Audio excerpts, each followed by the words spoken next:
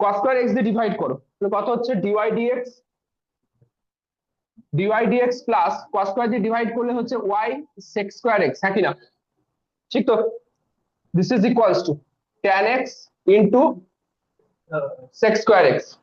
ওকে, দাও tan x into sec square x। বেশ, তো এটা আমি দেখতে পাচ্ছি dy dx plus py equals to Q ফরম্যাটে আছে।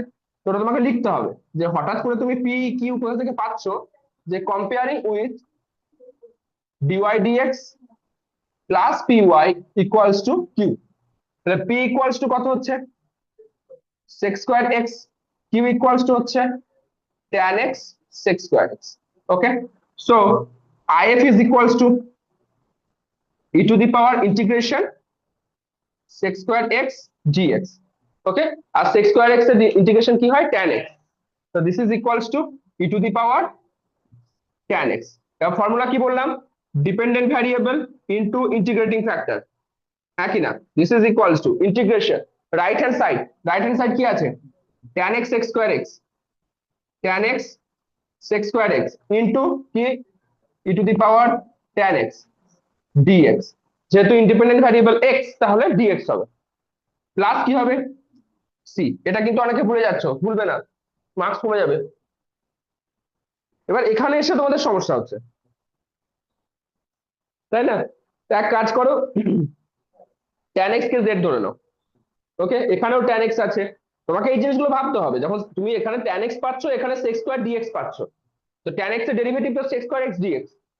তো tan x এ তুমি যদি z ধরো, তাহলে তোমার এই sec স্কয়ার x dx এর ঝামেলাটা চলে যাবে, হ্যাঁ কি না? তো tan x এ z ধরো, তাহলে let z is equals to tan of x, তাহলে dz কত হচ্ছে sec square x dx। Okay, এবার তুমি এই ইকুয়েশনটাকে সাজাও, তাহলে কি পাচ্ছি y into e to the power z, this is equals to integration z, tan x এর জন্য z পেলাম, আর এখানে দেখো একটা e to the power tan x মানে e to the power z হচ্ছে, তো z into e to the power z। আর এই যে sec square x dx, sec square x dx মানে কি dz, তো this is dz। Okay, plus হচ্ছে c। আর এটা আমি আগের দিন বলেছিলাম, এটা অ্যাকচুয়ালি ক্লাস 11 12 এ তোমাদের মুখস্থ হয়ে যাওয়া উচিত। Integration x into e to the power x, তার ফর্মুলা হচ্ছে x - 1 e to the power x। এটা তুমি কত পাবে z - 1 into e to the power z plus হচ্ছে c। ওকে, তো এইদিকে কি পেয়েছো y e to the power z, তার মানে তোমার জিনিসটা কি জানাচ্ছে y into e to the power tan x, this is equals to tan x - 1 e to the power tan x plus হচ্ছে c।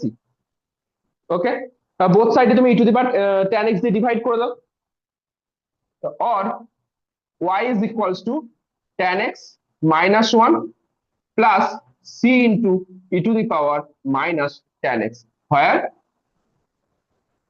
c is an arbitrary